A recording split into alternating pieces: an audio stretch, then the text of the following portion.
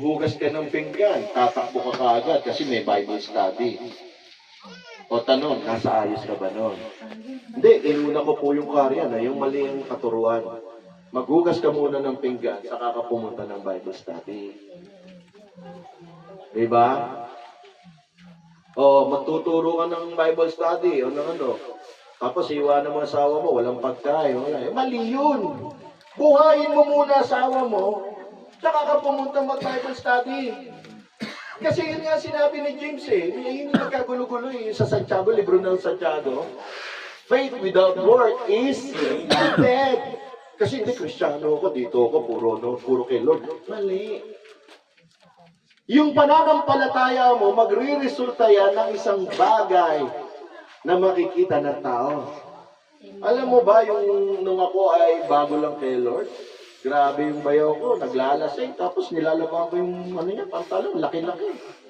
Sabi yan, alam mo, Brad, alam mo, Father, ito, sarap sa pakid Ang gigigil ako Pinaglaba ka na, pinagtitripan mo pa ako Alam mo yung tao na yun, naging loyalist ako ngayon. Siya ngayon yung bodyguard ko. Yun yung isang solid na ko. Bakit? Kasi may pinunukan pagmamahal. Di ba? Sarap utusan. Pero sabi ng Diyos, mahalin mo Sa pagmamahal mo na yun, doon makikita yung pagiging makadiyos mo. Kaya tayong mga Kristiyano po dito, huwag natin sasabihin. Alam niyo po, napakaganda na tayo po ay tumatanggap ng blessings. Pero dapat po, ilagay din natin sa puso din, darating panahon. Ako naman ang magpapamigay. Mas maganda pa dyan. Bakit? Kasi tinuruan nila na kita ko nagbibigay ang church na ito. Ito ang sinabi ng Bible at gusto ko ginagawa nila, hihigitan ko pa. Para mapatunayan, yung ginagawa nila ay talaga sa Diyos. Pansinin niyo po. Buksan niyo mga kamay niyo. Hindi ko sinabing isampal yung sa katabi niyo. Ganyan lahat. Ganyan. Yan. Sarado niyo munang ganun. Yan. Kung ako magbubuhos ng blessing, marami ba kayong makukuha? Wala. Kunti na lang. Bukas sa mga kamay. Pag ako magbubuhos ng blessing, marami bang makukuha? Yes. Kaya sinabi ng Bible, mas mapalad ang nagbibigay kaysa tumatanggap. Napansin ko po yan Pansinin niyo. Sa mga magulang kapatid natin, pansinin mo, yung mga magulang o yung mga kapatid mo na lagi hingi sa'yo, tumandag, humihingi pa rin. Napansin mo ba? Pero pansinin mo, ikaw na laging nagbibigay, gumagawa ng para mapagbigay, hindi mo napapansin, ikaw yan yung mayaman, gumaganda buhay. Alam mo bakit? Kasi sa gusto mo magbigay, nakakaisip ka ng paraan para makagawa ng bagay, para may bigay. Minsan, kinausap ko yung tatay ko, sa nanay ko, nung nabubuhay pa sila. Mga pagkalipas ng mga 6 hanggang 10 taon, namatay na sila. Kinausap ko sila sa sasakyan. Sabi ko, Nay, Tay, may sasabihin po ako sa inyo. Huwag po kayo magagalit. Tatay ko na-stroke. Ganyan pa yung stroke. Kaya pag naglalakad, tatawa-tawa yung mga, di ba naman mga teacher, tawa-tawa. Nung dinala ko, ay, totoo po pala. Ginanong ko. Stroke Nakuha niya sa kakatong 8. Dito sa gagamba naman sa susunod. Ang sabi ko, hindi po ba tay, Nay? Sabi ko, Tay, Nay. Huwag kayong magagalit Pag namatay po kayo, hindi ako iiyak. Kinapampangan ako, minura ako. Shock po. Nagbalak na lang kami nangyari. At itapo po kami sa kanal. Sabi ko, ganito yan, Nay, Tay.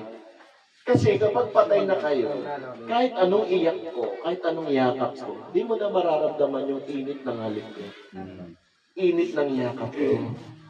Kaya, di mo na maririnig yung mahal na mahal kita. Kaya na, Tay, gusto ko sabihin sa'yo, mahal na mahal kita. Kaya nanay tatay ko, di nila malilimutan Ginaya pa ako ng kuya kong yung sinundan ni Kuya Jack. Kapag dumarating ako nanay ko, halikan ko dito. Be-bless ako. Taas no. Yan. Kiss. Tapos pati sa likod, yung likod pa, meron pa akong pang pinali. Ganun. Hanggang sa nakamatayan nila, gano'n. Minsan ginaya ng kuya ko, sumunod. Tagalit na. Sabi ko, kuya, wala kasi gumagay. Hindi, mali naman. Di ba, kailangan ko nagalit.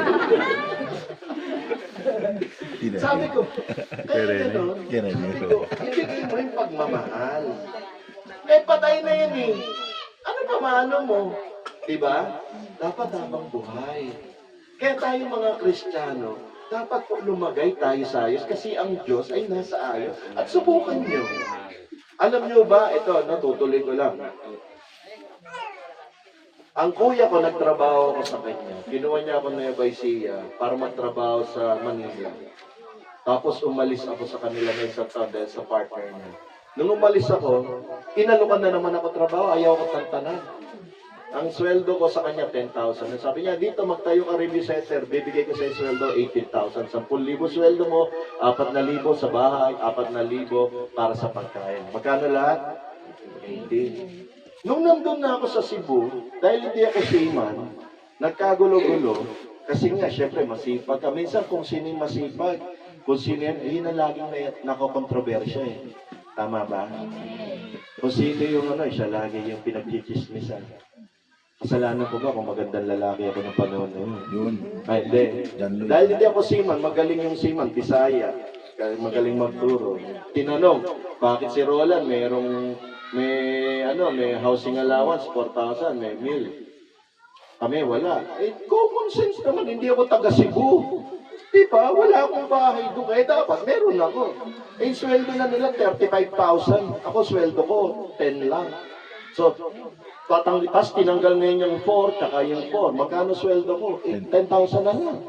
Eh, yung upa ko sa bahay, 4,500. Yung anak ko, sa matitira, 5,500 na lang. Yung anak ko, nag-aaral, 2,200 kada buwan yung bayad. O, 4,500, 5,500 minus 2,200. Magkano?